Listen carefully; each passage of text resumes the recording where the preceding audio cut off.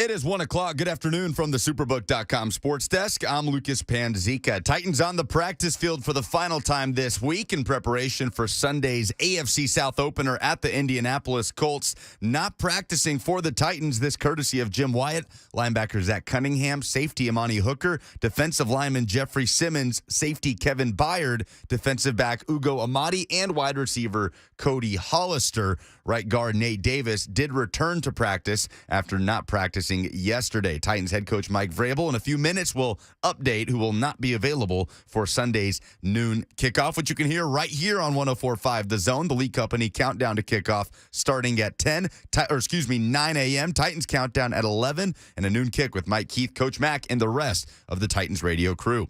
The 104.5 The Zone high school football game of the week is at Blackman High School in Murfreesboro tonight. The Blaze hosting the Oakland Patriots. Big Region 4 6A matchup, and pregame coverage starts at 6:45, kickoff at 7, and Friday night finals will take you until 11 p.m. post-game. For all your foundation repair and waterproofing needs, visit USSTN.com. Breaking news at once on your home for the Titans and Vols. This is 104.5 The Zone.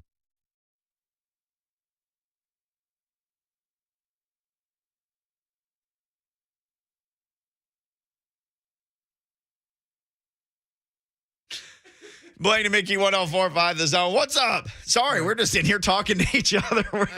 Lucas like, hey, you guys' mic is on. You should probably start doing your show. Yeah, we're having a good time. Mm-hmm. We should just bring everybody else along. Come on, have a good time with us. Man, we should bring what's off the mic onto the mic, but then we wouldn't be here because then we'd be fired. What's no nasty words or anything? We're just discussing things. All right, we can keep it real. Yeah. Yeah, keep it real. Yeah, I like that. Lucas said he's got everything recorded. Oh, man, Lucas could ruin us all. He's got the record button on speed dial in there. Mike Vrabel should be speaking soon. We don't know if he will approach the podium, which he had done previously for, I guess, all of his tenure, or if he'll do what he did last week and just not go to the podium and have the side, like a side with reporters. That was the old Mike Mularkey thing. That's what Mularkey would do. That's the day he got mad at me, and then he reached over and patted me like on the head, like, okay, I'm sorry. He said, yeah, I know I'm being a bad guy. If Sorry, little I'm fella. doing this to this great human being, Mickey Ryan. Sorry, little fella. Yeah, that's what he said. That's when I looked up and I told you, I realized he has the biggest skull of any person I've ever seen. Mike Mularkey's skull is the size of my entire upper torso. I don't know, man. I don't know. From my belt buckle to the top of my own skull, which is shaped like a shoebox, I'll admit it. I never noticed that. I guess I do now thinking about it, but I never thought about that when I was talking to him. But I can't say Lucas is his baby cousin. No. Yeah, no, I'm with Blaine on this one. Full size. I'm just kidding. He always says he has a big head. I'm with Blaine on this one. Got a big dome. Yeah. I always notice his lovely locks, so I never even pay attention to that, so I don't know. We will wait for Mike Vrabel. Wait, we got to ask Lucas, does he know where he's going for to dinner there in Indianapolis? I have not. He's supposed to work this out. His lady friend. I have not figured this out, Blaine. You sent me a long list. Harry and Izzy. Sounds like it's got to be between Harry and Izzy's and St. Elmo's. So one of the two. Oh, well. Oh, you were saying, I don't know, I'm going to go somewhere super fancy. Yeah, and you've narrowed it down to one of the places that's super fancy? Well, super fancy means it's super expensive. Yeah. So that's why I sent you different layers of different places to go. Because if you want to spend some money, or if you don't, or you want to be right in the middle somewhere. And you're the only one that did that, so I appreciate that. Because, I mean, when I'm 26 years old, hey, man, Harry and Izzy, I don't know. Were we going to splurge tonight? Well, St. Elmo's is off the list. Just split the salad and say we went. I tried to tell my kids, I said, one of the towns nearest my town was Truman, Arkansas. Truman. And I remember us going to Truman one day just for something. We were all in the car, maybe going to see a cousin or something over there. And my dad, I remember him turning around, look at my sister and me, he goes, you guys want to go to Kentucky Fried Chicken? And I remember thinking, are you kidding me? Because Truman had and it wasn't KFC then. It wasn't hip. It was still Kentucky Fried Chicken, the whole enchilada. And I remember us going in there and eating and me thinking like, are you kidding me? Kentucky Fried Chicken. Does it get any better than this? So, tiers of restaurant. I grew up where that was like that. Shoney's. Boy, we go to Shoney's. Like for the breakfast bar. Yeah. Are you kidding me? Well, ours was Ryan's. We didn't have that, but they do now in Jonesboro. And watch this. I'm going to see if you heard of these. I know you heard of Golden Corral. Mm-hmm. I was a big fan of that one. Chocolate Wonderful. Oh, man. But here's the one. Ponderosa. Look. No, I got nothing. Now, I know you have heard of Ponderosa. We had not even Ponderosa. We had its cousin, Bonanza. Oh, yes, but which was the same thing, but a different name. Same thing. I was like, why did they make two of the two different? Yeah, Ponderosa. That was like going big time too, man. That was a steakhouse. Yeah, steak. I was like, oh, we going to Ponderosa? Are we celebrating something? Oh, who birthday is? I thought you were going to say who died. James in the Zone TV chat just says Bonanza. Yeah, Bonanza. So is that like is in the same thread of Outback where it's a steakhouse and you go out for a steak dinner? Not nearly that. No, it was not kind near of a buffet. That serves yeah, steak. it's a buffet. I never described it like that. It was a buffet that served steak. A high scale buffet. High scale buffet. I don't know about that. I was right there on the line with like Shoney's, and I felt like they were all kind of in the same bucket, but I don't know. Just because they serve steak, though, kind of put them on a different tier, huh? You could go You got me over your sweat. Me too. You could go through the line. Again, Mike Vrabel, I guess, hasn't said anything yet. Well, you're not missing anything except steak talk. Yeah. You could go through the line, Lucas, and if you wanted to order like, an 8-ounce sirloin and a baked potato, you could do that. And then you could either say, I want also a trip to the salad bar, or no. And some people would say, I don't want the steak. I just want to go through that salad bar. Yeah.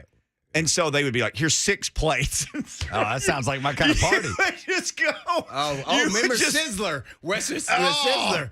We had Western sizzling here, but the Sizzler is more of a West Coast thing. Yeah. Yeah, Western Sizzler. Okay, yeah. James is all in this. I remember Bonanza, Ponderosa. The salad bar was so good. Can we talk about the rolls? Ponderosa. Hey, man, I was a big Golden Corral, especially when they updated them and made them really nice. Ooh, I was big on that, man. My wife used to be like, we are going, yep, that's where we're going. Mm-hmm. Oh, especially after church. Mm-hmm. I was a Golden Corral. Ooh, I loved it. Let's do this. Luke is on the Mark Spain Real Estate Hotline from White House. He's bringing something all new into the conversation that a bunch of y'all are about to go. We never knew we were going to talk about this either. No, this wasn't on the script. Luke, hit him with the magic that you're about to hit him with. Hey, man, let me give you a throwback and some nostalgia. Piccadilly Cafe. Oh! Dude, we had its cousin, Wyatt's Cafeteria in Jonesboro. The last one in the world that survived was in Jonesboro, Arkansas, and stayed open for like another 12 years because they were printing money out of that location. But you go through there, and it's like, I'll have one chicken leg. I'll have a scoop of mac and cheese. I'll have a thing of green Jell-O. Dude, Luke, you know how magical that was. They don't make it like that anymore, man. You'd have to get a time machine. You can't do it. Piccadilly Cafe, good pull by Luke in White House. No doubt, man. Those are during our childhood. They're growing up there, Lucas. So Lucas is probably like you've got it made, Lucas, man. You know, to a certain extent, but you're missing out on so much. I bet for Lucas's generation, it's like right. CC's Pizza, because that. Oh, really? I was old enough. That wasn't a thing until I was in college. I'd never seen a CC's Pizza until I was in college. Okay. But now I know a bunch of kids who, like, if they were going to nag their parents to go somewhere, that's where they were going to nag them to go, CC's Pizza. Well, we had to ask 100%. Oh, CC's Pizza. Okay. Big on CC's Pizza. Huge part of my childhood. Well, they But you go in there. When I worked in TV, my first TV job, I made $12,000. And I remember the other reporters and me, like if we were like, okay, man, because none of us, we all made $12,000, but it's like, okay, let's go crazy. We go to CC's. Because you could go in there and eat the buffet for $4. It's like $4 and a drink. Yeah. And it'd be like, hey, man, I made 2 days worth of food in here. Yeah, and you know me, I'm an eater. Birthday parties there too now. Well, you're of course younger I'm than talking about me. not me, but I'm talking about, like people taking their kids there for, yeah. oh, sure. Oh, yeah. Boy. What's it called? Mr. Gaddy's. Mr. Gaddy's. Yes, CC's was awesome. Shakey's Pizza. I remember that. Thank you, COVID, for ending all buffets. That's true. Cronky. Oh, mac and cheese on pizza. Okay, let's take a couple more. Again, Mike Vrabel hasn't said anything. Luby's was Luby's Cafeteria was the OG in my part of the world. Yeah, Brandon Luby's in was up Portland there. with another entry into whatever this is we've walked into on a Friday. What's up, Brandon? And what's going on? Rivergate Old Country Buffet. Oh, I definitely been there. Yes. What was your go-to in there, Brandon? Oh, whatever the meat was for the day. Yeah. You Did the go in meat there and carving station? yeah, whatever that was. Meatloaf. Prime rib that looked awful, all that stuff. So. Thank you, Brandon. A good gray prime rib. All right. One more, John in Nashville. Then we'll tell you who didn't practice today. At least we have that. John in Nashville next. What you got, buddy?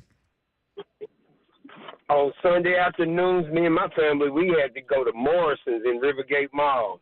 Rivergate Mall, Morris. Oh, man, Morrison's. Yeah. Cafeteria, right? Yeah. Oh, What was your gotta have it thing in Morrison's? yeah, the go-to. Yeah, I had to have it. Oh, your phone blipped. What was it? I said, yeah, I had to have it. No, what food there? What was your favorite item though that you had to have some on your plate? Oh my, the chicken and dumplings. Oh man, chicken and dumplings. That's a winner anywhere you go. Ooh, we making people hungry though. Yeah, people are just good Lord, I'm hungry, says James. Eric Yeah. says I'm still good for Cracker Barrel. Oh yeah, Cracker Barrel too. Now. Yeah. Cracker Barrel started in Mount Juliet. Did it? Really? I have a friend, know my good friend Martin Cummings, who passed away. His family all still lives out there. Fantastic dude. He knew the people who started it. And I asked him once, like, what is all this on the menu? He said, Uncle Herschel is real. Like, Uncle Herschel's breakfast was what this guy's Uncle Herschel liked to eat for breakfast. Oh. He said, it's all what you think it is. It's all real. And I guess and Martin, again, watching over me now, fantastic dude. Gosh, I miss him. But Martin said there were people who told him, look, this is what people eat at home. Nobody in the world is going to pay to eat like fried chicken and mashed potatoes. That's what we make at home. Why would they? And the guy said, because people are too busy to make it. And everywhere they go, if you make it available, it'll feel like they're at home. Mm-hmm. That's genius, dude. I mean, Cracker Barrel? Come on now. I'd go smash some Cracker Barrel. My friend says Oh, I love me some Cracker Barrel. Barn Hills. Y'all ever been to a Barn Hills? It was a massive buffet with like 6 different stations inside. Barn Hills. We had one of those. Didn't have one of those. Dude, That's the only one I haven't heard of. my friend just said I got my first scholarship that Cracker Barrel ever gave out. He got a scholarship from Cracker Barrel, my friend Jason. Oh. Cracker Barrel, feeding us, educating us, you name it. Giving All right. us money. This is people are just killing us with these responses. Man. Our director Who of knew? content, Blaine, he's undefeated. Oh, man, that just happened on the whim. I don't know You how know, that you happened. planned this for weeks. You told me back in March that Friday before the Colts game, I'm going to bring up buffet style restaurants that I also don't even serve know steak. How we got here. I think because I asked Lucas, did he decide on where he's going to eat in Indianapolis? So apparently my daughter is listening. She says I like the buffet at your mother's house, at my grandmother's house. Oh, yeah. Your grandma's always got the best food, don't they? Oh, gosh. Oh, Boy, man, I I wish love I my still had a grandmother. grandmother walking Me this too, earth. I man. miss My her. grandmother, she's great cornbread.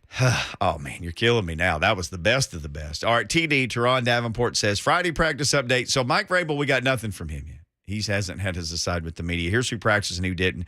No, Teron You got says, that cornbread stuck in your throat? Teron says no sign of Jeffrey Simmons. What? Ugo Amani Hooker, Kevin Byard, who could be down in Murfreesboro getting his jersey retired today because he is getting it retired today. Cody Hollister, Zach Cunningham. He says yellow jerseys for Austin Hooper, Ola, and Kyle Phillips. And for what you guys mean, that just means they practice, but they wear a yellow jersey. Don't touch them. Nate Davis did return. So there's that for Big Grover and that interior defensive line of the Colts. Okay, Lucas said he knows who's ruled out. It's out there, and we'll tell you who it is next. Who won't play in the game? We got it for you next.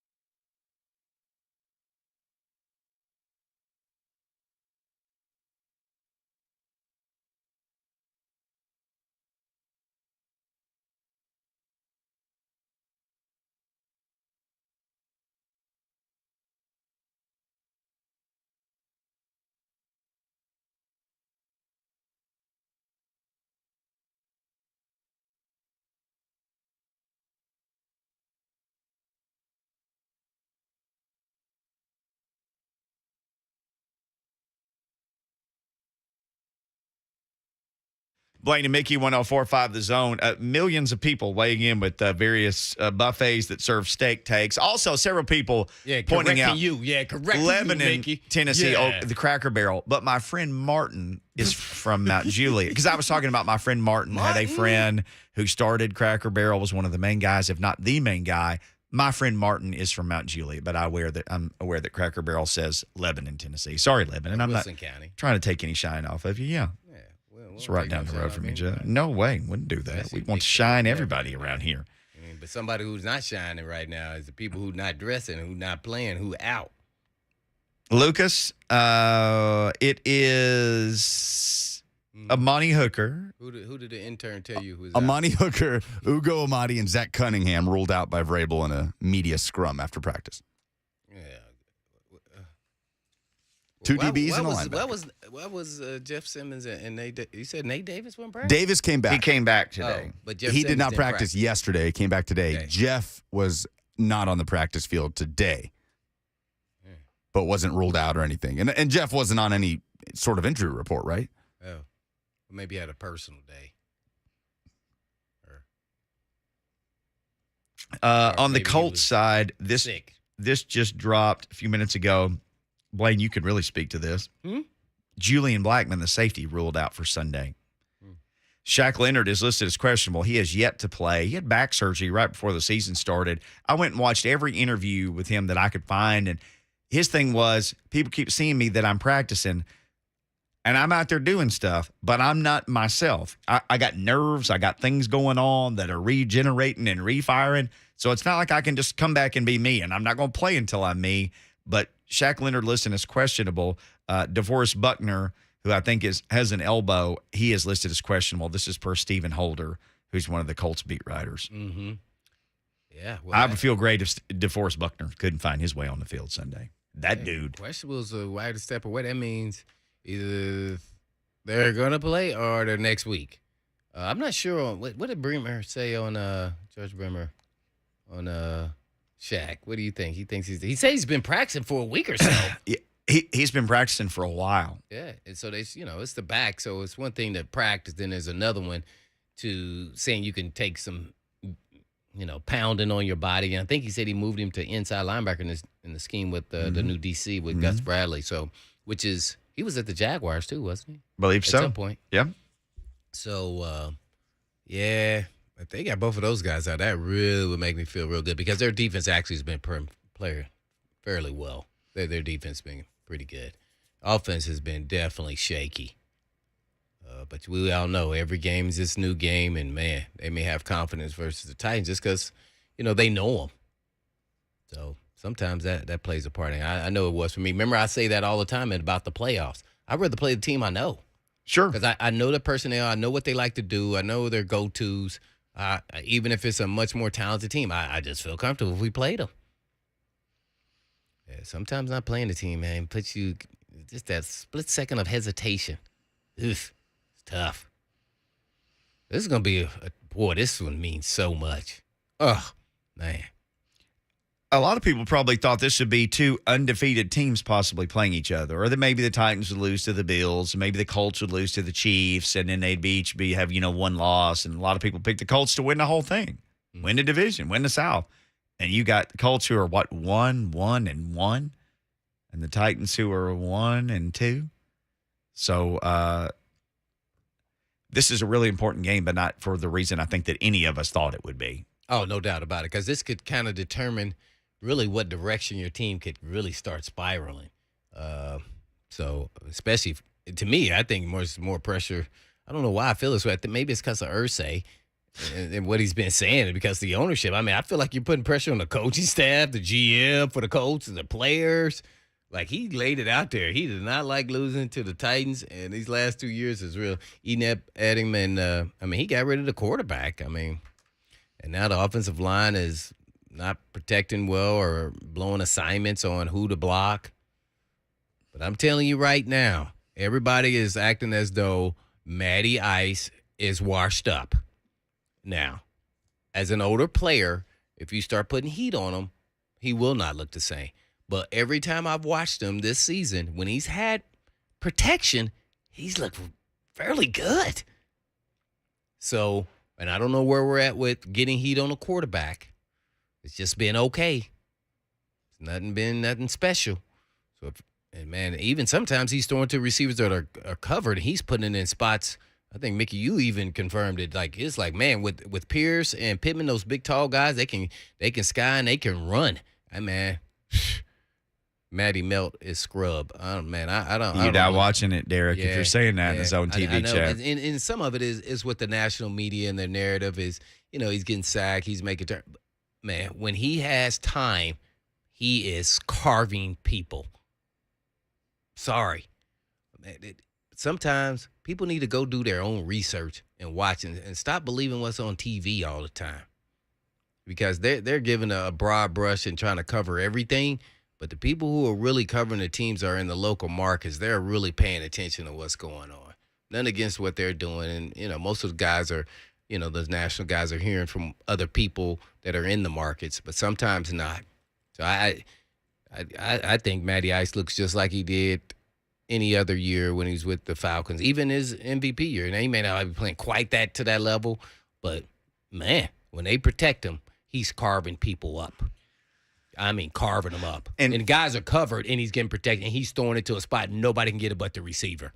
That tell me he not far from, And people say, oh, he's at the tail end of his career. Yeah, he may be. Watch this. Peyton Manning was at the tail end of his career when he won the Super Bowl. Yeah, he was. And he was still carving people up. He was. Well, watch Phillip Rivers last year. Go back and watch that. His arm was gone. He was anticipating throws. Like, that's the greatest job I have ever. And he is who he is, and they didn't win. I get it. I've never seen a person understand where they were at that point, physically limited, and complete passes like he did. Yep. Where the receiver was still running down the field before his break, and Rivers just letting the ball go. Throwing to spots. Throwing to the exact spot. I've never seen anything like it. I'll tell you something about Matty Ice, too. He's throwing outside the numbers regularly, like zipping it outside the numbers. Those are his playmakers. And Pierce, guy's 4.41, rookie out of Cincinnati. Alec Pierce. I loved him in college. Yeah, Cincinnati, man. He putting it on people. And then they go and get the tight end, Jelani Woods. Oh, my. He's a giant. 6'7". They love Mo Alley Cox. Jack Doyle was a giant. Yeah. They love giants. Yeah. They got a type for tight end, and it's giant. That's their type. The Titans like that athletic guy. They like Chig, and they like our guy Jonnu. The Colts say, give me the biggest human being who can still, play tight end. I want 6'7". Man, I don't even. Man, I'll probably be a backup in this league, man. These dudes, I'm like, how the heck am I supposed to guard this 6'7" dude? 6'7". How you going to attack a tree like that? You know how you attack a tree? Chop it down. Yep. That's exactly. I'm going to chop that guy in half. He's going to be like, hey, man, watch up. I say, hey, man, head or knee? Which one you want to go? I can get fined on the head. I can go to the knee. So what you want? The bad thing now for uniforms, I figured out because I was slower than everybody, if I could just get anywhere near somebody and get close to them, even in basketball, I could hold their jersey with my hand like down by my hip and hold their jersey and keep them next to me. Jerseys are so tight now, they probably be hard to hold. Oh. I mean, I don't know. You couldn't even hold somebody's jersey anymore. Now, basketball uniforms starting to get a little baggier. Well, they were baggy. They're starting to get a little tighter like they used to be, but you can always grab a basketball jersey. That's no problem. Football jerseys, though, we had some red jerseys at Arkansas State that the players complained we could never wear these again. And I said, why? And what the quarterback said, I couldn't breathe. So tight. Oh. Remember Herm Edwards when he got introduced? He said, is this a girl's jersey? And they were like, no, Herm, that's what jerseys look like now. Well, I know I would find a way to hold some kind of way. I'd use a waist or something. He's got to face the will. There's a way. I'd find a way, man. Belt loop, towel on the belt. It's got to be something super attached to them, right? Because that way your hand is just right next to them. What's Timothy Howe talking about? What did I say about? If Blaine don't know, nobody knows. I don't know what that means. I don't know. He was talking about you and Matty Ice because people are saying Matty Ice sucks. Everybody. It doesn't suck. That's. And I hate it because it's all over social media. Like, that's just like, he's horrible. I'm like, okay, keep believing that. Just like I said, the Jaguars defense was legit. They need to go watch the tape and quit believing after they see a highlight of when Matty Ice threw the ball and ducked and threw an interception, because somebody went unblocked. Which they've had a lot of that. Yeah. And so we can't, not talk about Tua Tagovailoa, however you pronounce his last name, Tua. I'm not going to even try to say that real fast. But, and this whole concussion protocol, him, getting slammed in the game after, which is horrific in this game. And I just don't know what the NFL can do differently now. And a lot of people were looking back at the game before. And to me, it's simple for me personally, and that is the protocols are in place, follow them to a guideline, but there's also supposed to be a field to protect players against themselves. Yep. For the doctors and the neurosurgeons or guys that are there to protect a player. So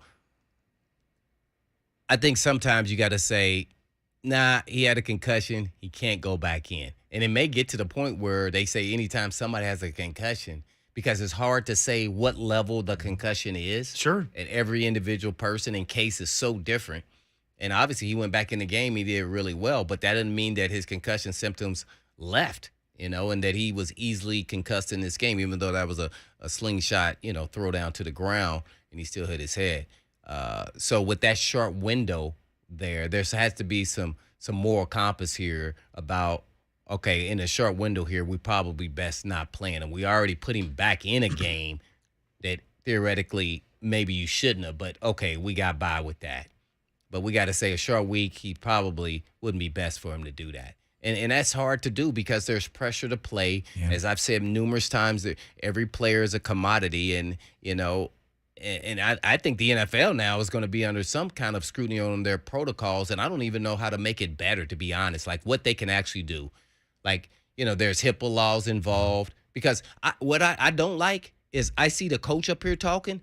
The coach is just an observer. He is not the person that's making the decision if the guy plays. He's not a neurosurgeon. He's up here running the game. So he's getting relayed what's told to him.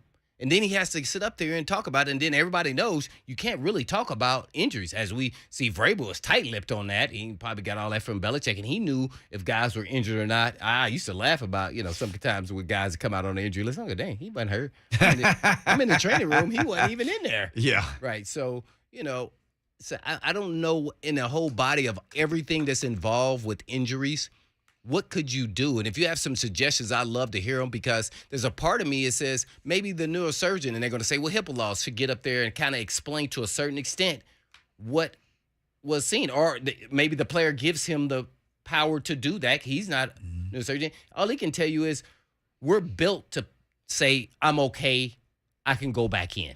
Sure. And slowly but surely, that's kind of players leaving. That's leaving most players, but it's still there. It's still there, especially at premium positions or star players who, make a real big difference on their team. If they can fight through it and find a way to manage through it. So from players protecting themselves, from themselves, and to me, that's what the neurosurgeon and doctors and trainers who are part of this process to give approval. They it's just not the neurosurgeon guy. It's also the trainer, the head trainer there. And then if it's a split vote, how do you determine if he goes back out there? And then the player is always pushing. So there's a player involvement, there's the neurosurgeon, there's the head trainer, and then there's the head coach. So I always look at it as though if that was my kid. Mm-hmm. And if I was my kid didn't even play tackle football until he got in middle school. Yeah. And I told you that a long time ago, and that, he played flag, but you could still run into people. Sure. But you're not going to get slammed down. You're not going to get hit at 6, 7 years old and then with a helmet on. So, my kids, we just didn't play tackle football until he was in middle school. That's just kind of the way it was going to be. That was the only way it was going to be. I played since I was 6. Mm-hmm. See, so, there's a lot of different experiences that I had that I felt like, man, why go through that? Mm-hmm. So I think it's a tough call at the end of the day, but we cannot see stuff like that happen, man. That was horrific. When you saw how his fingers and everything else went, I felt like he shouldn't have been playing. I really could. And this is after the fact. Everybody was saying it before the fact. And we don't know if they were telling the truth or not. You want to say that we saw he hit his head and he stumbled? We all saw that. That was all concussion related. We don't have to be doctors to know that. And you don't have to be a former player to know that. I'm sorry. So I just wonder whether the moral compass come into play that we're going to do the best for what's best for him and not the league or your team.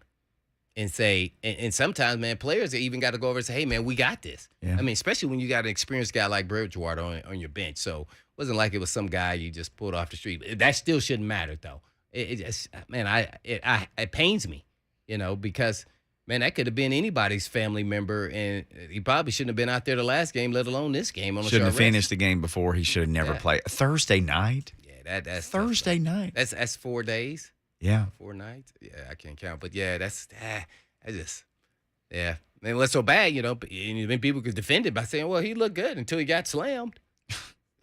That's what the people are going to say. So, I'd love some input on, like, any resolutions or how it should be viewed that maybe I'm viewing it differently or Mickey or Lucas, that, man, what can you do, you think, to protect players, not only from themselves, but just from going back in games when they have a concussion, and at what level do you let them go back in, or do you let them go back in at all?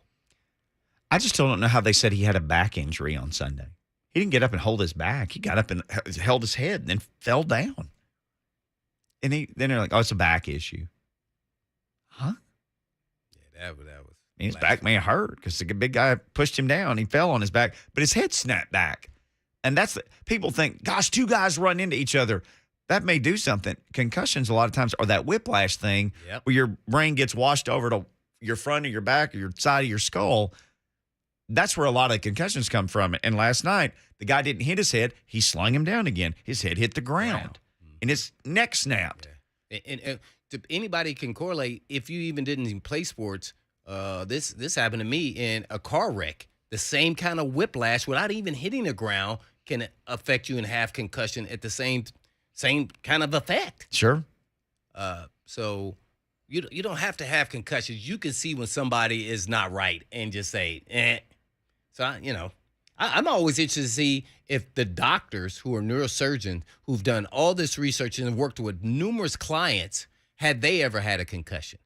Because to me, you would know not to put somebody back out there unless you're feeling the pressure. So one ideal I have is that it should be a third-party group that is over the neurosurgeons that is then paid to by the NFL that then runs it. That way, the NFL is not part of the actual equation of the neurosurgeons getting paid, because that, to me, is where the conflict of interest is. So if you have a third party and then they're over, then they hire a group of neurosurgeons and you just pay them and then let them go through the process. And that way there's no pressure. They're outside of the NFL, logo and being paid. Maybe that could be an idea as I'm sitting here talking. But, man, that was horrific. Well, if I was the NFL, I would want that liability off of my plate. I would want a third party to do it. It's no different than you were like, hey, man, I'm going to have a big party at my house and, we're going to have drinks and stuff. You would hire a service to come in and they serve the drinks and they do all the carding and they do everything. That's like it's your favorite college when you buy a beer and you're watching the game. You go to the Titans game. I know when we switched to that kind of system at Arkansas State, we went to a third party. Now, you could always get sued for something that happened, but you get rid of as much liability as you can. Third party service. They serve it. They card. They do everything. So if I'm the NFL, 100% I want that off my plate as much as I can. But, we're running out of time. We can pick this up on the other side. It's also $1 billion industry, and teams want to win, and everybody's job is at stake. And two, his job is at stake, and every guy who gets hurt thinks, well, if I step out, well, if this other guy comes in and plays good, It goes back to my whole deal that the contract should be guaranteed. Yep. Would they still be doing the same thing? Probably. But there's a lot more at stake when that contract's guaranteed. Whether he's with your team or you trade him to another team. Well, like baseball money is guaranteed. They miss because they, iron their clothes with their clothes on or get a tattoo in their leg. Guys always talking about they coughed hard and their back started hurting. Yeah. Right, which was true. Their back was, started hurting. And then all of a sudden they were like, all right, if I came into a locker room and said that I coughed and my back hurts in the NFL, they would do exactly what Mickey's doing. Laugh me out of the locker room and say, cut that guy. That guy's done here. That is laughable. They were like, hey, man, we're going to give you some muscle relaxers. We'll shoot you up with some Toradol, and you better be ready to go. Bend over. Here's your Toradol. Yeah. Your neck's about to feel better. We're about to finish this hour next. Toradol.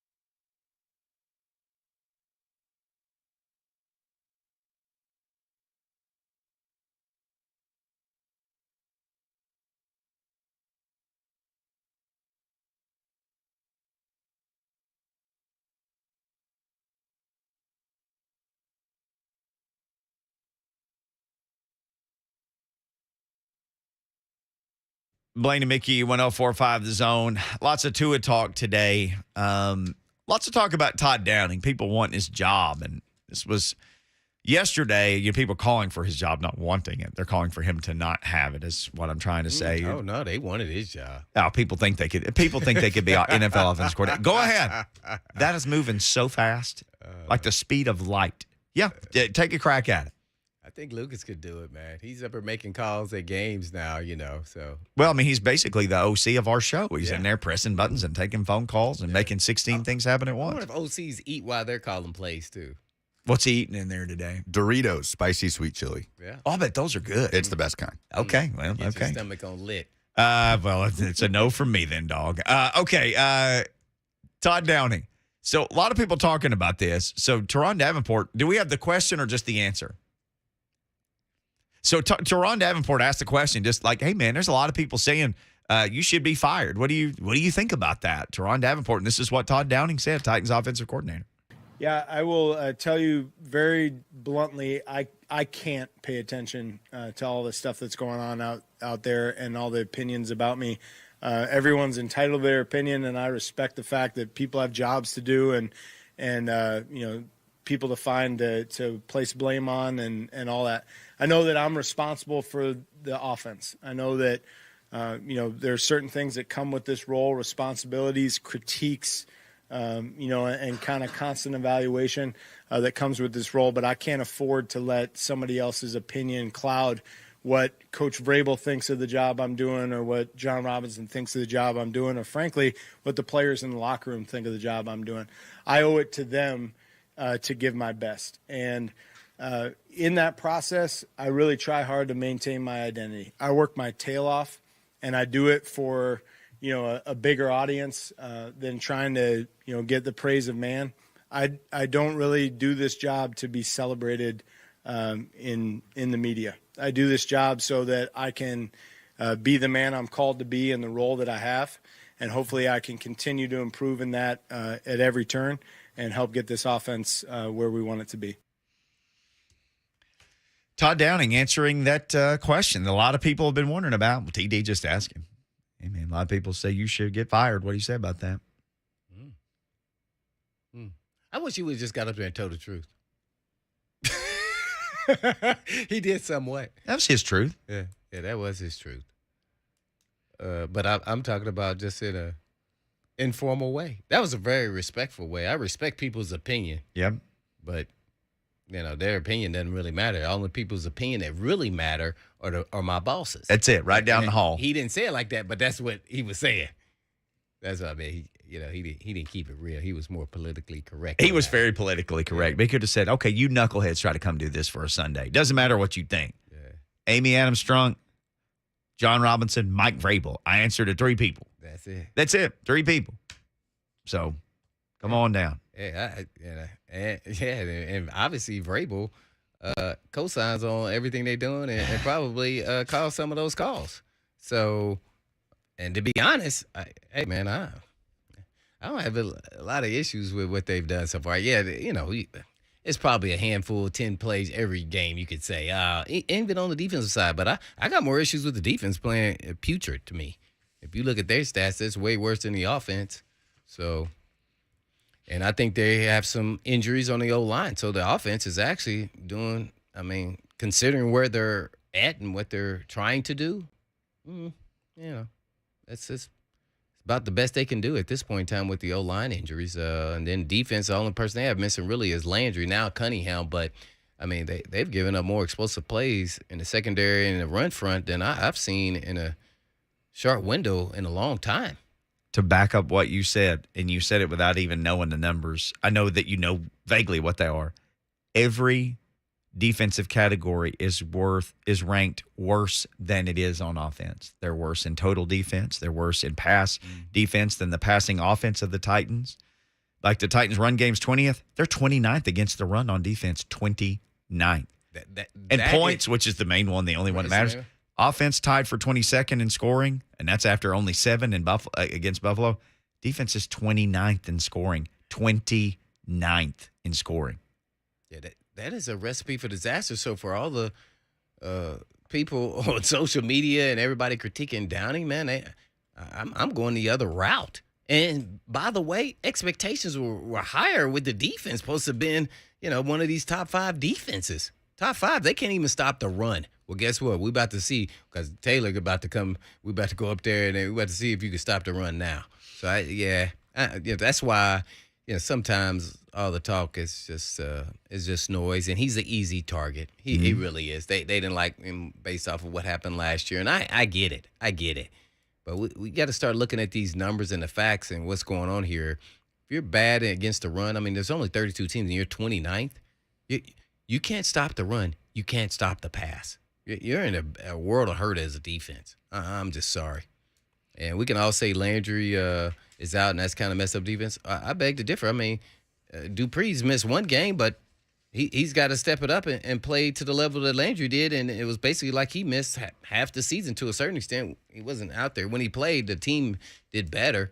But I think Landry's injury, as I said a while back, is more hurtful to this team than Derrick Henry's injury. Yeah, because of the multiple things that he did to this defense. It's what it looks like to me. He led them in sacks and was second on the team in tackles. He was tied for second on the team in tackles. But his versatility in the pass game, dropping. Chasing people down. You moved Autry out, who's now out of position. So you broke something else to fix something else. Yeah. You broke something to fix something, and it still didn't fix it. Yeah, it's just okay. And that is not going to be good enough. So I'm interested to see if finally in week 4 they put it all together. And with all the injuries, it just keeps coming. I mean, now, we don't even know who's playing for Hooker. And Hooker is out. By the way, we need to go. When we come back, we'll tell you who's out. We'll tell you who's in. We'll tell you who's out for the Colts. A key player missing for the Colts. And Lucas is ready to give y'all some more Preds tickets. He said tell people to stick around because that's coming up as well on Blaine and Mickey.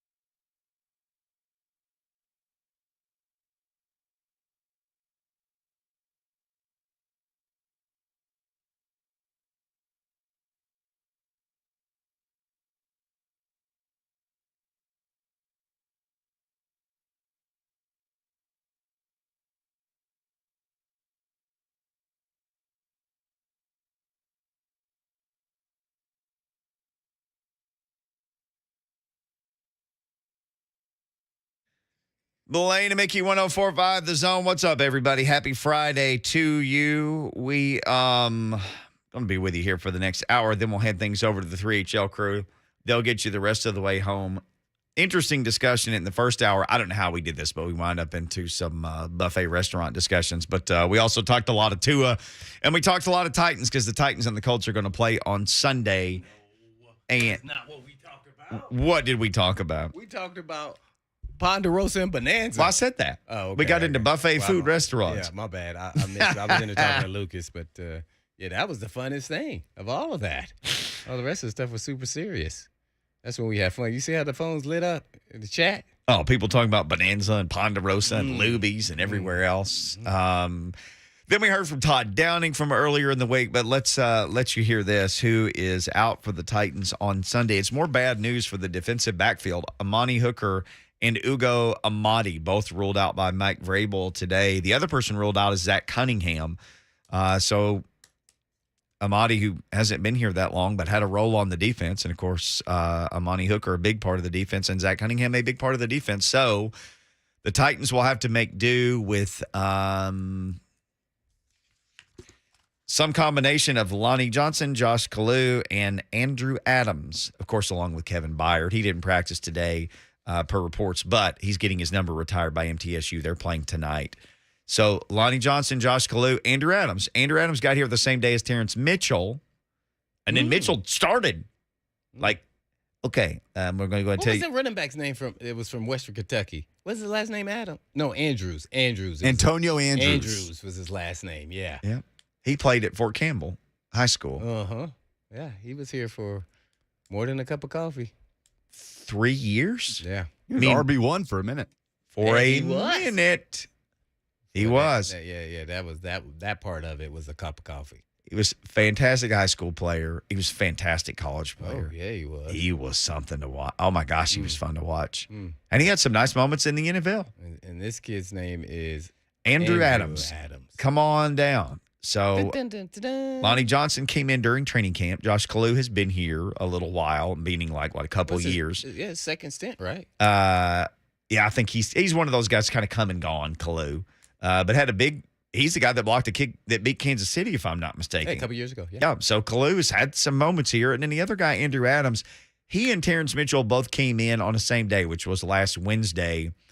Both of them have like 30-something starts and like 80-something games. They're both experienced guys. Yeah. When we started the show, you and me are sitting here and we don't have our headphones on, and we could see like Lucas waving like, you're on. But we were kind of talking about when it comes to Mike Vrabel, he seems to take comfort very much in a veteran. Even if a guy just got here, like, I trust a veteran. Maybe he's thinking that guy at least knows the league. He knows maybe to be in the right spot. I would rather have a veteran. And again, he's never said this, but he seems like he would rather have a veteran out there than a young guy, because the young guy might make mistakes. The young guy might ultimately have more upside than the veteran. When you say Caleb Farley, first-round pick, now I'm going to put Terence Mitchell out there, and he's going to start because he's a veteran. So maybe we see him go to Andrew Adams because he's a veteran. He's played a lot. Well, I think it goes a little bit deeper, but to your point, yes. And I think it's if the veteran picks up all the the nuances of the offense or defense or whatever position they play and make sure that they're going to get it lined up correctly. And then his trust in that they know the system. Now they've been in this league. They've started in this league. They know how to perform, and they've been pretty consistent. Then I think he has a lot of value in that once he has you, there over at the facility, see how you go about your business and work and understanding what he wants you to do. And then, I think he does. I think he's leaning. And to me, the reasons why you do that now is because you're trying to win now. Now, if you have a team where you have a lot of young guys and you kind of develop and know you're in this process of, in a couple of years we'll be pretty good. But you just want to gain that experience to let them go through the ebbs and flows of making mistakes. I think that's why he also leans on the veteran guys because there's a lot of stakes, especially in this game. Being at this division game. So, yeah, I think I would agree with that to a certain extent, yes. It's funny that you say that because people always think of college coaches like, oh, he went out and got a bunch of JUCO dudes. He's just trying to win now. And pro coaches need to win now, too. I mean, that's always been said about college coaches, though. Oh, that guy just came in and went and got a bunch. Now it's all transfer portal. Now it's the You just go TP. raid to transfer portals. Like, well, I'm not going to. Heck, Texas State last year, they only took transfer portal people. Oh, I remember that. Remember was that? hilarious. He did all of them. Like, hey, man, we ain't He going to get dudes who. He didn't have a recruiting class, did he? No. Hey, Yeah, that man, was I'm trying to win now. Yeah. Texas State, y'all. But did it work? I don't think so. They haven't been good in a minute. They're in Texas. Maybe we need to ask Brewer. Corey Brewer needs DeForest. Okay, here's the Did I just touch it there? No, I'm drinking from a fire hose now because you brought up Corey Brewer. Man. Stephen Holder, who covers the Colts, I tweeted this out from Blaine and Mickey so I could find it. DeForest Buckner is questionable. Who's the other guy? Grover Stewart. Oh. Who you were like, hey man, there's a dude in the middle who's immovable. Yeah, that's him. He's not on the injury list. DeForest Buckner he's questionable. He's on his elbow, right? Yep. Julian Blackmon, the safety, has been ruled out. Shaq Leonard is questionable. He is yet to play, and they've been great against the run without Shaq Leonard. Yeah, I'd just keep that train moving, give him another week if I was them. Plus, I don't want him to play anyway. Well, I think we may want him to play just because he may be a little rusty. I want to say that the Colts even play Thursday after this. Oh, no, he's not going. Because I know sometimes when you and me get into you say, what's their schedule? And I'll say it's this and this and this. You'll go, okay, they can't play him now because this would happen and this would happen. Because it's a short week, unless he's not going to play either week. So they play Thursday against the Colts. The Colts play Sunday against the Titans. They can't play against themselves. Then they play Thursday against the Broncos. The Colts play the Colts. It's all mental. Yeah, right. Their offensive line, mental. The Broncos and the Colts. They play at the Broncos on Thursday. Oh. Meaning they got to leave on Wednesday. So you're going to let Shaq Leonard play, and then it's like, no way he could bounce back and play and travel 3 days later and play again if he hasn't played at all? Man. I mean, I'm just trying to be a detective here. It's not like I care if he plays or not, of course. But they play the Titans on Sunday. They play not at Colts. They don't play themselves. They play at the Broncos on Thursday. Both of them have to do with horses, though. They do. One is the horse, one is I the would shoe. bet money probably if I was a betting man that he's not going to play. But what do I know? He would line up out there just because it's the Titans, and he would want to play. Man, if you haven't played all year, and he's talking about things like I need nerves and things to regenerate in my back. It's not just the surgery. It's all the stuff that goes with it. Because you sure couldn't play twice in 4 days. So would you just be like, okay, I'll go out there and do this against the Titans. Then I won't play against the Broncos. Maybe you just kind of let him chill for the next week. And then Shaq Leonard, which means Titans would see him The second go round. when they play 2 or 3 weeks again later. on October 23rd. I'm making it again. That's it, October 23rd. Director of Calendars, Blaine Bishop. Oh, that's because Hey. I just looked at it on my refrigerator the other day. Mike from Herman had just been holding. He wants to ask you a question, and I want Mike to ask you this question on the Mark Spain Real Estate Hotline. What's up, Mike? Mike, what you got for me? Hello, guys. How y'all doing? Good. Take Wonder y'all Mike. speak. What's up? Yeah. Listen, I just always had a question the past few years because I remember doing it, but why don't players wear neck rolls anymore? There you go, Blaine. I don't know because I was never a neck roll guy. I never wore one, but I don't know why they have. Remember the dudes in the neck But rolls? but remember the neck roll then turned into that thing like a curved thing on the that back. kept your head from snapping back. Yeah, Didn't Lorenzo wear one of those? Yeah, at once? he did. Lorenzo Yeah, Neal. yeah, and if Lorenzo did it, But I don't know if you see that still today. couldn't tell you the last time I saw one. Definitely haven't seen a neck roll, so I'm not sure. I don't. There's not been a rule against it. See it in high school sometimes. You Neck see 'em in high rolls? school, yeah, you do. The neck roll or the The box behind the helmet. the the like curved thing on their shoulder pads that's connected to keep their head from going back. Oh, yeah, that one. That one, Not, yeah, not Not the literal roll. the roll, right?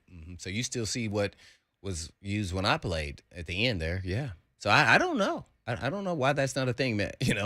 Some players may feel like they don't need it to.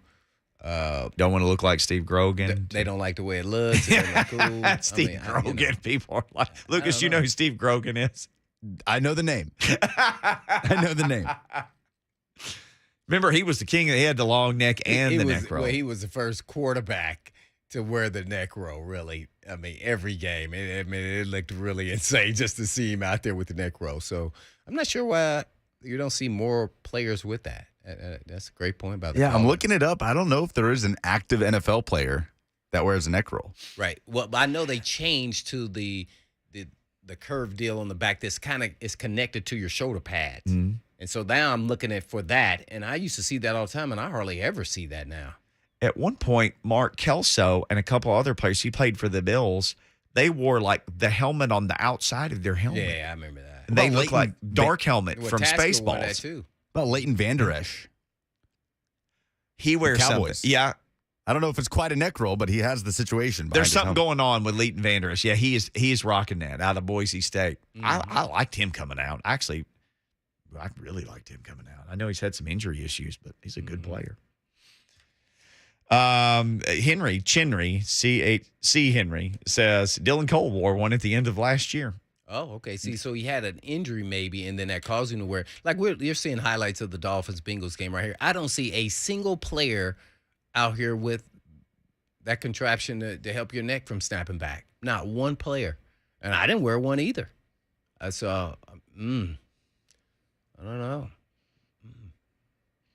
I would have worn any available and offered pads, butt pads, hip pads. I would have worn the neck roll. Our school was so poor we didn't have any. Well, And I that was didn't- when I guys wore neck rolls. Oh, I didn't wear anything. I didn't wear butt pads, thigh pads, knee pads. I know you told me that. You even cut the pockets out of your pants. Yep, I looked like I had tights on out there. Okay, here's multiple pictures of Leighton Vander Esch. He's got, here you go, Blaine. He's got the curved thing. Yeah, see, like that. Leighton Yeah. Vander Esch has You that. don't- you He's don't- never not wearing that. We found the one. Yeah, Leighton the one Vander guy, Esch. I mean, it's probably a neck handful of guys, rolls. but you would think there would be more players wearing that. And a lot of it is, it's not, sometimes it's not pushed by the league or teams or just for safety. Some guys just don't like it because it feels uncomfortable. I don't know. I'm looking at, Especially, man, I don't even know if it's like linemen are always, and you're not supposed to lead with your head, offense and defensive linemen. So you would think they would have some quick snap back. So that would be something cool, to make sure you have for protection. I don't know. I have no idea. I wish I did know the answer to that. the answer, at least for now, is Leighton Vander Esch. I cannot find a picture of Dylan And Cole's I think neck it's roll. because he had some form of a neck injury at some point in time. Yeah. Or maybe that was contributing to maybe, I don't know. No, he's been pretty beat up in his time. 'Cause he's a good player, but he's missed time due to injuries. I liked him coming out of Boise State. Yeah. Had a scouting Great report player. on him from Brian Harsin even when he was the coach at Boise State. Who knows, he may wind up being the coach at Boise State again sooner than later. And we could ask Buck Reising about that or anything else because Buck Reising joins us next and Predators tickets to give away. You want the tickets? Stick around.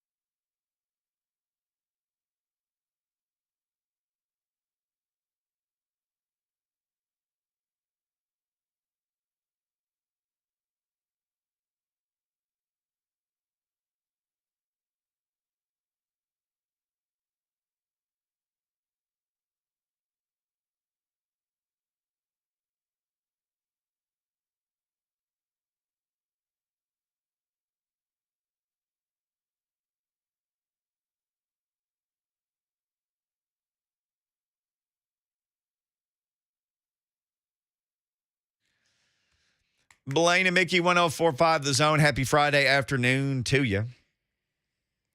Happy hockey season returning to you. Hockey is back, Smashville. Are you ready? Be caller number 5 now. You can win tickets to opening night at Bridgestone Arena as the Preds host Dallas. That's October 13th. That's not long. 615-737-1045. Caller 5. Speaking of 5, don't miss out on the 5 home games scheduled during the month of October season and single game tickets available at NashvillePredators.com/tickets. Get your tickets now. Maybe you'll see Buck Reising in a game. He joins us now. Buck, you enjoy a good Predators game every now and again? I certainly do. They're a great time. I've had the opportunity to go to quite a few since I've been in town, and nothing quite, as exciting as the Stanley Cup run back in 2017, but it's always a good time at a Preds game. Sure is. Buck, brought to you by Two Rivers Ford, home of the non-commissioned salespeople. Buck, how in the world was Tua in the game last night? Even like to get to the point of where we got to, which should be like disgraceful and cost some people their jobs, but it probably won't because it's $1 billion industry and it'll just keep trucking along. But how in the world did we get to this with Tua? Well, I think it's a multi-level failure on the people who medically evaluated him in the Bills game, on the organization, not just the coaching staff, but organizationally for letting him go back out there against Buffalo and clearing him on a short week when, the emphasis on the concussions is so much greater that even just the threat of the scrutiny they might receive by putting him back out there should have been enough to kind of back them off their spot. But Mike McDaniel is a first-year head coach. The Dolphins have been a miserable franchise and are, started the season 3-0. They're enjoying success. They're the talk of the league. And so, you try to give it a go. The player's not going to actively discourage you from putting him out there. He's going to want to play. And in that position, he has to be protected from himself, as so many other coaches do. It's horrendous that it ended the way that it did. And, the best news that we can hope for is it seems that there was no immediate damage or long-term damage done, but we don't know what the implications of this are going to be for him down the road. Buck Reising, our guest, host of the Buck Reising Show and the Install with Greg Cosell and on A to Z Sports, and also part of the Lee Company Countdown to Kickoff with Blaine Bishop and yours truly. Yeah, Buck, everybody's scrutinizing the offensive coordinator in Downing as we saw, different reporters asking kind of questions that allude to that. What are your thoughts on the offensive play calling to this point as a whole? Not, 5, 6, 10 plays a game, but as a whole, what would be your answer to that? I honestly think it's perfectly fine. You in a haunted house, Buck? What's going on? Yeah, I know. My back porch door needs a little WD-40. It's almost October. I'm just getting ready for I got you. My bad. Of Todd Downing, I honestly think the whole thing is so wildly overblown, Blaine. Like, I'm not saying that you can't question some of the decisions. Some of the decisions have been poor, but the play calling itself and like conceptually what they're doing, I don't have any problem with the way that Todd Downing ultimately calls these games.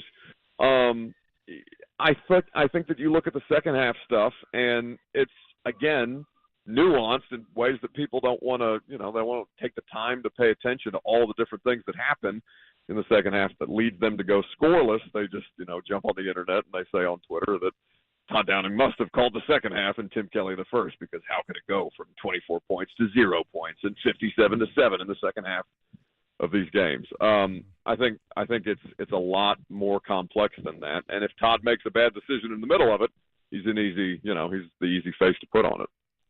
Well, it's funny you say 57-7, and I know everybody says, "Oh man, we aren't scoring," but there also is the other number that says 57. We also are not stopping anybody. So where is all the heat for the defensive team, side of the ball, and they're giving up all these points in explosive plays in the run game and passing game?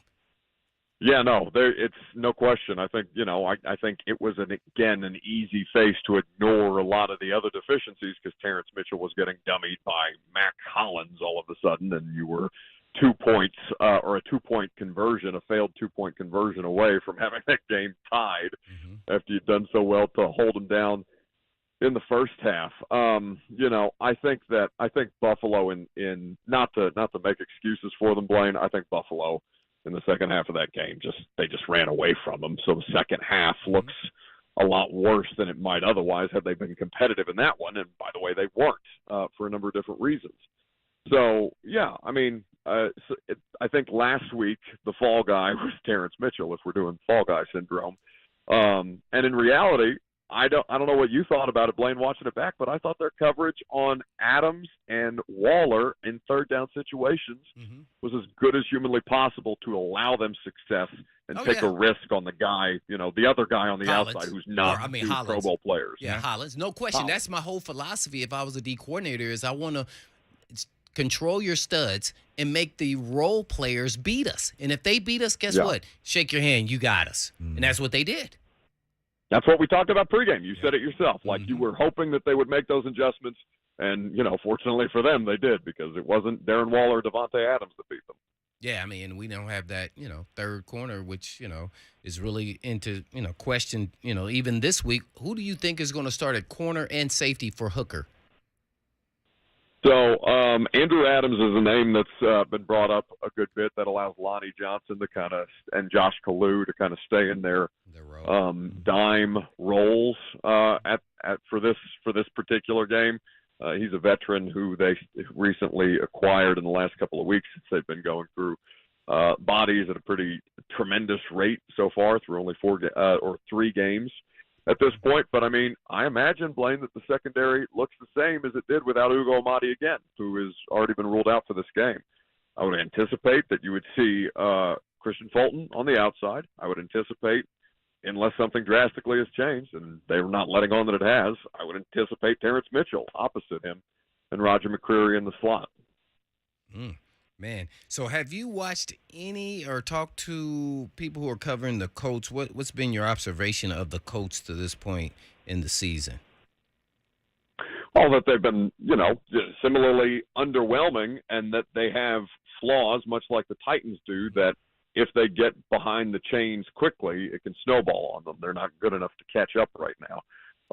But I do think that Matt Ryan looked more comfortable with some of the skill position players that he's been out there with against the Chiefs than he had in certainly the first game and then the second game. He was without both Pittman and Alec Pierce, the rookie. So they're just trying to get those reps together. But, I mean, honestly, I watched Matt Ryan through 3 games. He's fumbling all over the place. He looks like a scared old man because he's not being protected. And he, that's him. He doesn't move well. So you cannot have that kind of variance the way that I think the Titans get away with a lot because Tannehill can move around in the pocket and make plays with his legs. But they're not to be trifled with. You don't want to be the team that they get right against, certainly in the rushing attack, because they have not, with Jonathan Taylor and going up against Derrick Henry, who hasn't quite popped one of his big games off yet. They have not been a threat on the ground the way that you expect them to be. I mentioned on air a couple days ago about the injuries in the league, and not only during my time, but I also said that the last 3 or 4 years, I just haven't seen this many injuries so early in the season. What has been your observation or view on injuries so far this year, as well as the last 2 or 3 years in the league early in the season? I can't say that I have quantifiable data, Blaine. Right, me either. Ration. But I understand the general perception because I do feel like we have that conversation more and more frequently, and it certainly seems like that early on.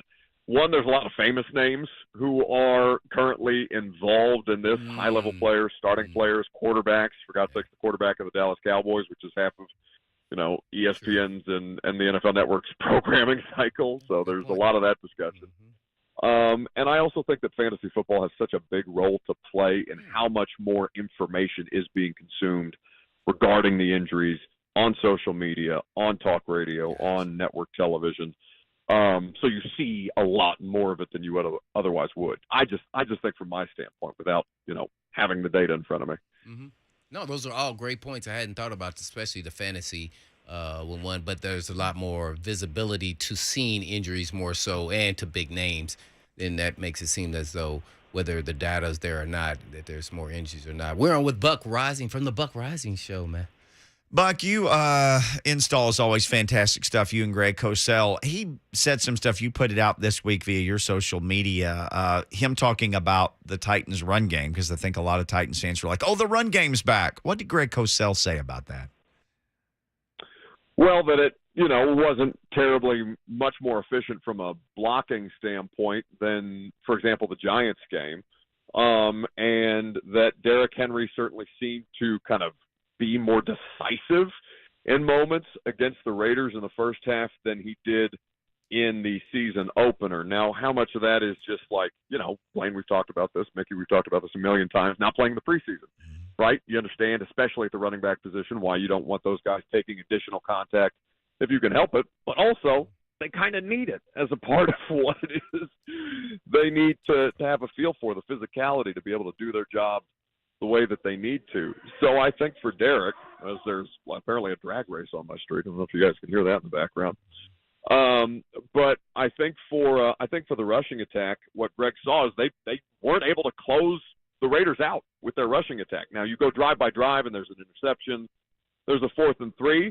But Blaine, we talked about play calling. 3rd and 1, when they lost 3 yards, what'd they do? They gave it to Derek, and the tackles got beat.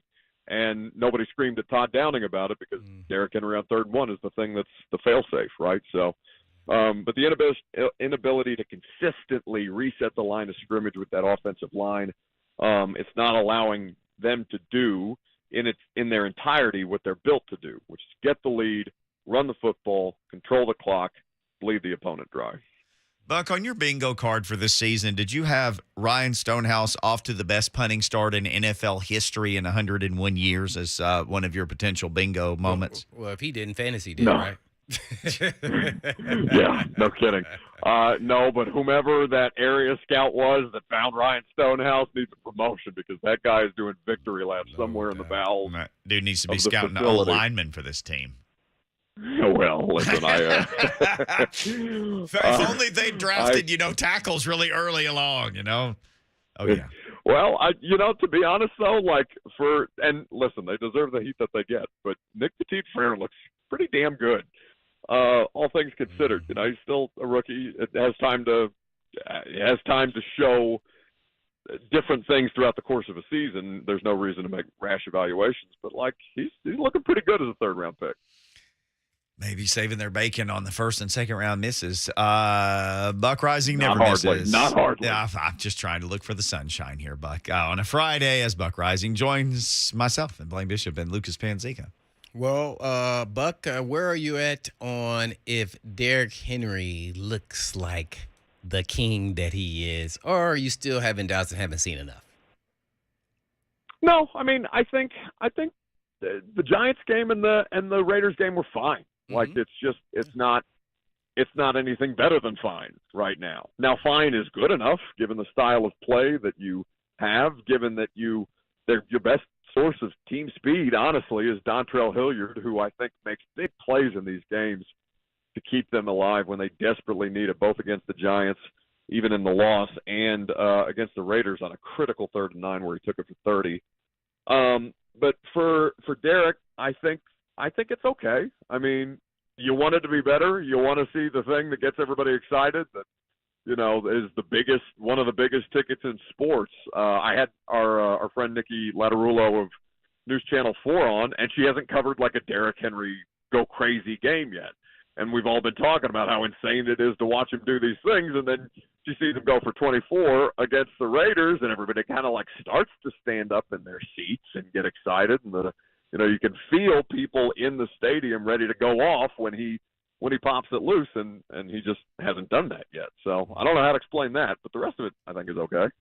Man, this is a division game, but I'm trying to figure out which team, I was going to say, has more pressure to win, but how about I phrase it as who has more to lose if they don't win this game? Oh, the Colts.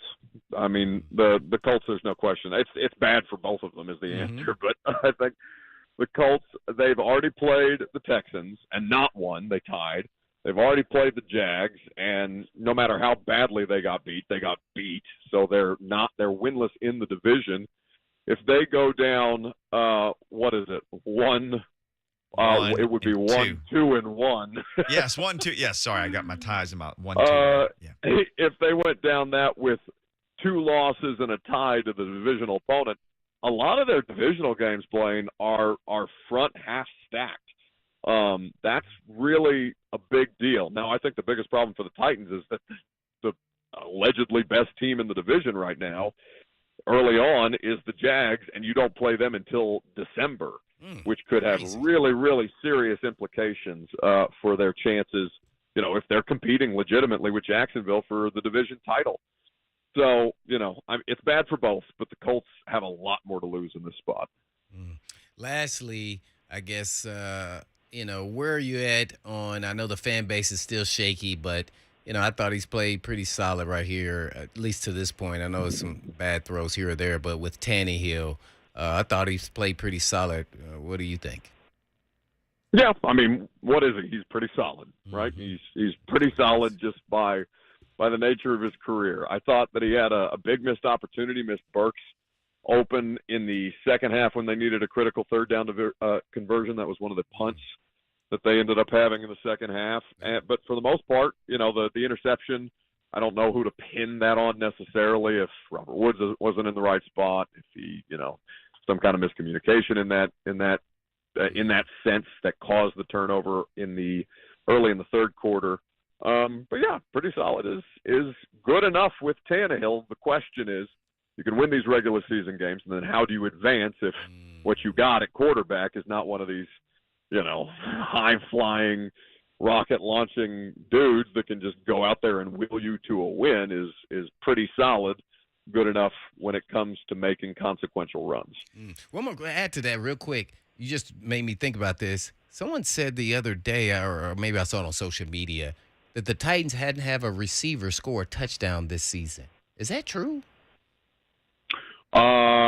That sounds right because all the receiving touchdowns have gone to Hilliard. No, Swain. So two to Hilliard, one to Swain. So no receiver has scored a touchdown receiving. Burks almost got there. He was on the 1 yard inch line or whatever it was. But man, that to me that just seems odd. I don't know. How do you view that? Like they're just the Titans doing everything counterculture and. When every other NFL offense can manufacture yards for wide receivers, and I'm watching the Dolphins out there get dudes wide open for Teddy Bridgewater to hit them. It fascinates me. They do things a certain way, and for whatever reason, the wide receivers at this godforsaken franchise, they are not heavily a part of what they do. Just me, you, other than Lucas, and Mickey all could have been out there. We all could have been out there playing receiver if we weren't going to score touchdowns, right? Yeah, but can we block? Oh, I can block now. Dontrell Hilliard leading the team, just like we all had it on our bingo card. Dontrell Hilliard leading this team in touchdown receptions. Oh, I had that on my fantasy. Oh, there you go. It was no fantasy, folks, but it is over. Buck Reising will leave us now. You can hear all this jocularity again starting at 9 on Sunday morning on the Lee Company Countdown to Kickoff with Buck and Blaine. And myself, Bucko, thank you, man. Have a good Friday evening, and we'll talk to you soon. All right, boys. I will see you via Zoom from sunny, scenic Indianapolis, Indiana, the state of Blaine's youth and birth. Can't wait. All right, when we come back, it's time to call your shot. So get ready. Get online, 615-737-1045, Mark Spain Real Estate Hotline, Zone TV Chatter on Twitter, at Blaine and Mickey. Call your shot next.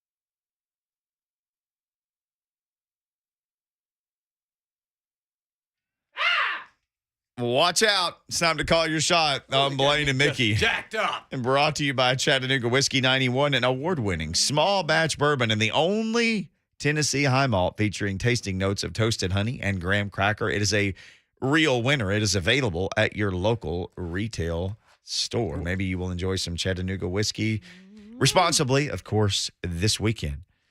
Time to call our shot. Josh in Kentucky will lead us off on the Mark Spain Real Estate Hotline. Josh, what is your shot for today, my friend? Hey, thanks for taking my call. I'm going to give you a parlay. Okay. I'm I calling love it. shots here. Okay. All right. The Carolina Panthers will beat Arizona. The San Francisco 49ers will beat the Rams. And the Saints will beat the Vikings. Ooh, in London. My reason for saying this is, if Vegas is saying a team is going to win and everybody says they aren't, that's betting, believe me, Vegas is going to win. But that upset that you don't think is going to happen, like the Saints versus the Vikings, that's the upset that's going to happen. Yeah, So that's my shot. Josh, that's a great one. That's a great point. Wow. Every week in the NFL, or certainly at least every other week or There's an so, upset, for there's a sure. game where you go, okay, this team stands no chance, and that team wins the game. Mm. I mean, that is a regular occurrence in the NFL. Who's favored in the Titans game?